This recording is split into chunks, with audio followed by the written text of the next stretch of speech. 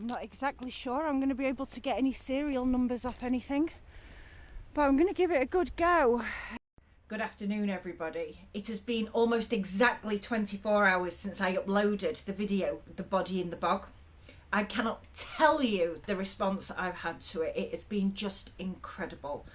I have been contacted by some amazing people. Now, in the video, The Body in the Bog, you can probably remember I spoke an awful lot about coincidences. Oh my goodness, they just keep coming. Right, okay. On the night of the second plane going down, there was a bombing raid on Hamburg. Both of the survivors of the first plane crash were in different planes and they both went on this bombing raid.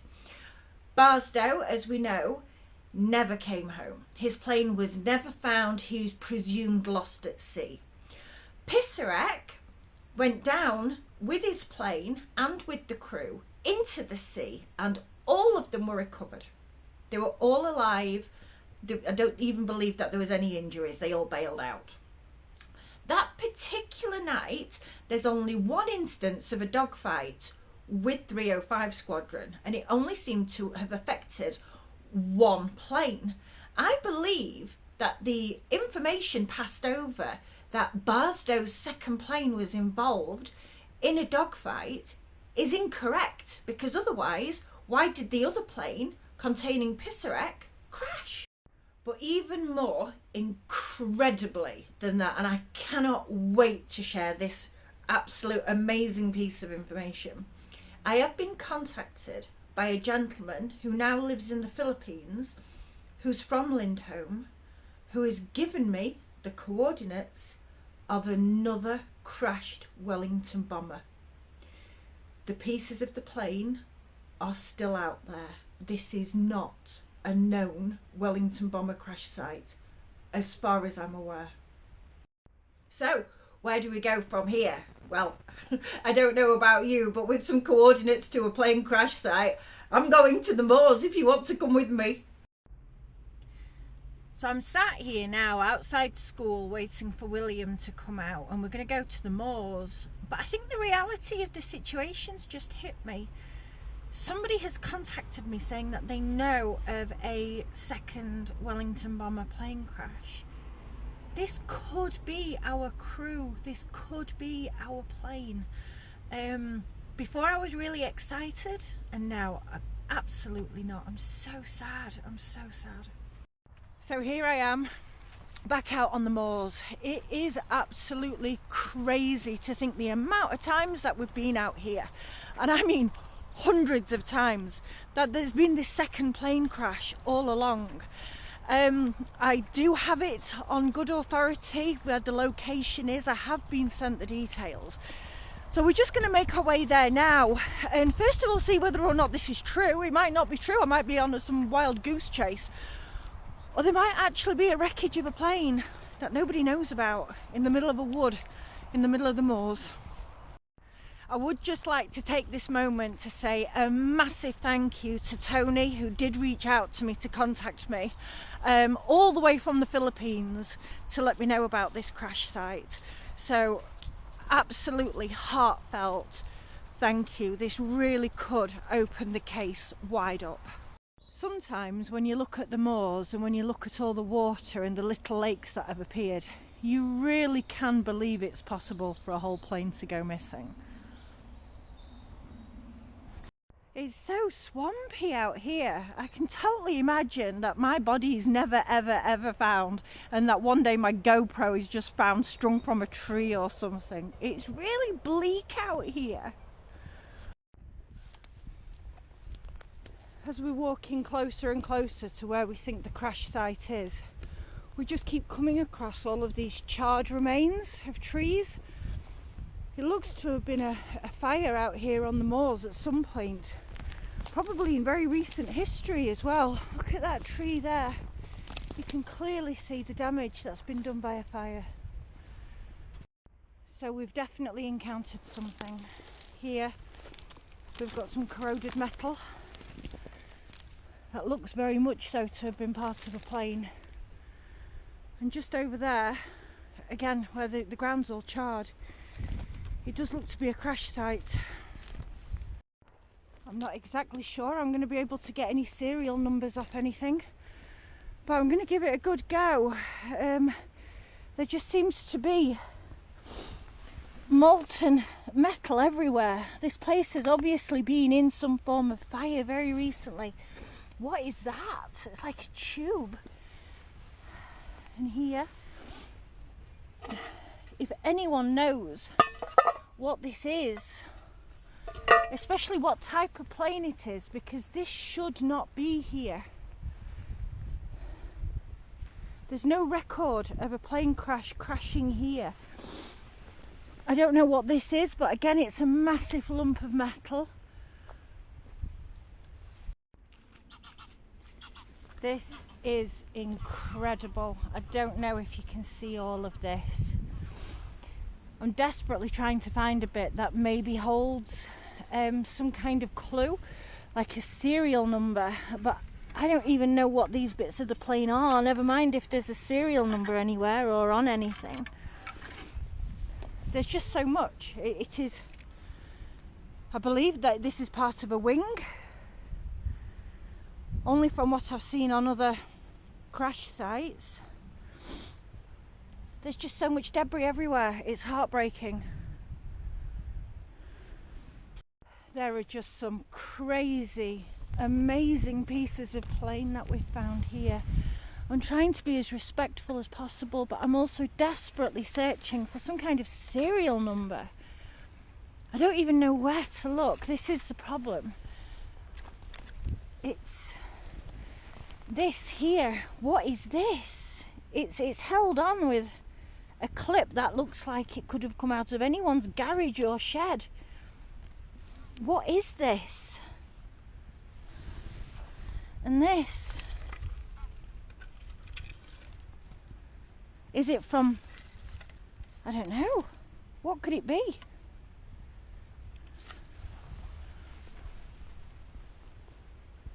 It's so bleak out here, it really, really is. I'm hoping this isn't a bomb.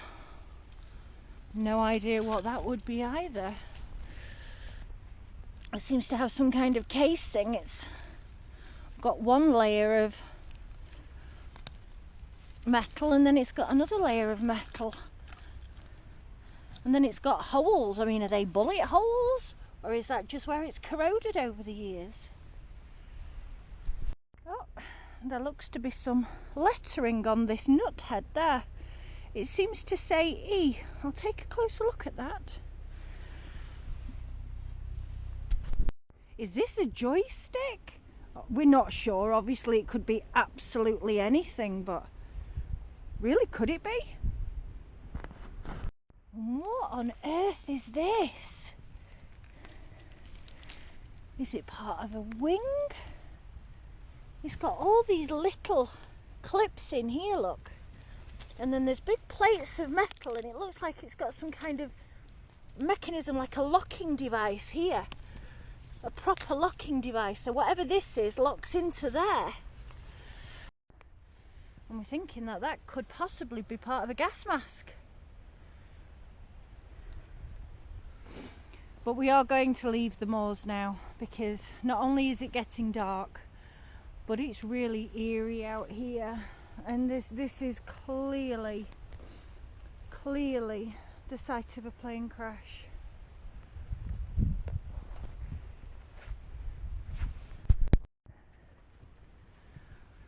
We absolutely could not come out to the moors without saying hello to our men that we know about from the crashed plane. And there's the island over there with the trees on it. So very, very brave. Wow, the past 24 hours have been absolutely incredible. It's now first thing Saturday morning. We went out to the crash site last night. I put some photographs on Facebook on a disused airbase, World War II airbase website, and the response I have got has been absolutely phenomenal. So I just want to get to the facts of the case now. There are no known crashes on that part of the moor. None. There should be no planes or debris or anything on that part of Hatfield Moor. It should not be there. It potentially is a Wellington bomber. Potentially. Some of the items have been analysed and it is consistent with a Wellington bomber, but it could also be a Halifax. We don't have anything really definitive yet that says one or the other. But it is one or the other. It is a Wellington bomber or it is a Halifax bomber. The other thing that we now know, I was contacted by a local man whose uncle was the original man who found the body in the bog in 1987, and he has told me that that is not a crash site. That is in fact a deposit site from the Peat Cutters. All of the Peat Cutters were aware of the plane crash out on the moors. They assumed everybody knew about it, and when bits of metal got caught in their equipment, in their cutting machines, it was removed from the original site and taken to this site as a deposit site so as not to damage any of their peat cutting tools. The rest of our plane that shouldn't be there is out there somewhere. So I've now got 2 historians on the case. I've had to contact the aviation authority as well, because obviously this could be a war grave. This plane is out there somewhere. There is a plane out there that shouldn't be, which means unfortunately there's most likely the rest of the crew out there that shouldn't be. So let's see what the next few days holds, because this story just keeps getting deeper and deeper. It is 24 hours since our last recording. It is now Sunday lunchtime. Sorry if I look absolutely awful. I'm now full of cold as well, which is not helping anything. But this morning we were actually given a photograph. It was an aerial photograph of the moors where we are again. And there looks to be a fusillade of a plane. Not in the Peat Moors this time, but separately in the woods. So we've come out for a walk again to see whether or not there's a third crash site.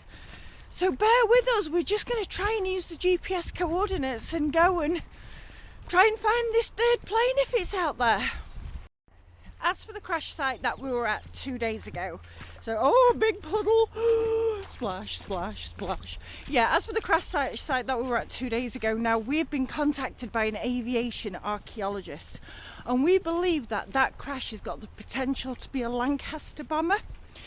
We're still looking into it. I can't give you the reasons why, because the locations that I've been given would give away the location of the crash site, which obviously I can't do publicly.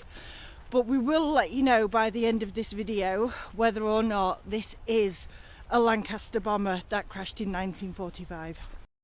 I'm really not kidding when I say how bleak these moors are. It is absolutely no surprise that it potentially holds more planes than we know about and more bodies that have been recorded. If this was in somewhere like Australia or America, I'd be scared for my life with crocodiles and snakes and things. Oh, spine chilling. Not sure if you can see the extent of the lake behind me, but that bad boy could definitely hide a plane. Well, we are here where the coordinates told us to come, and I cannot see anything. There's a lot of white bits on the floor though, but that appears to be silver birch trees that have been felled.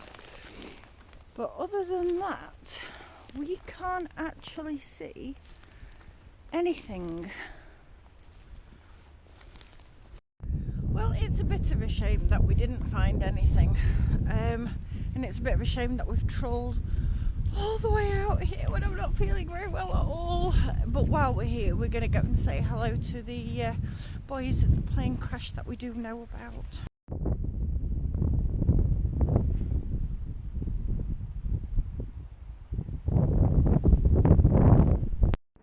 There has been an unbelievable twist in our tale with regards to the discoveries that have been made out on the moor. We were contacted earlier today, or I personally was contacted by a local man who, not really realising that it was wrong, has taken some items from the crash sites out on the moors.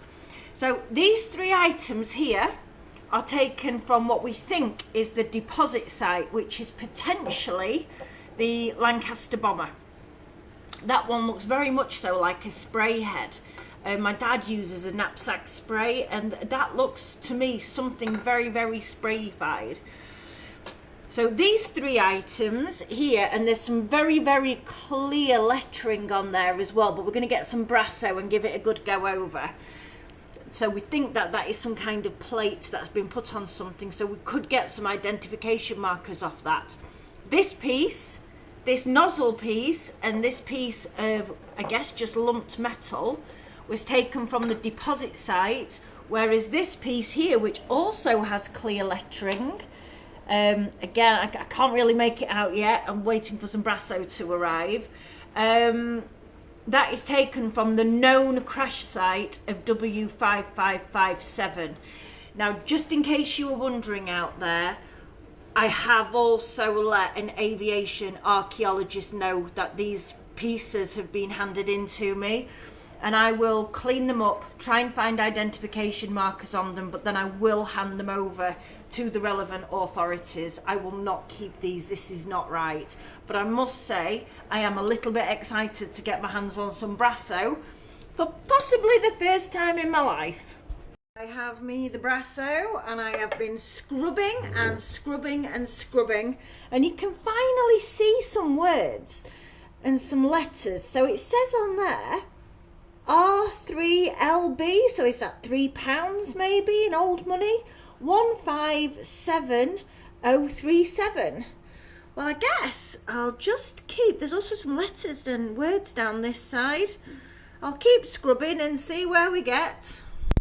We have been uncovering more and more and more of the wording. We've been in contact with an aviation archaeologist, and he's told us to soak it in vinegar for half an hour. So that is going to be our next step, and see what comes of it. Ooh.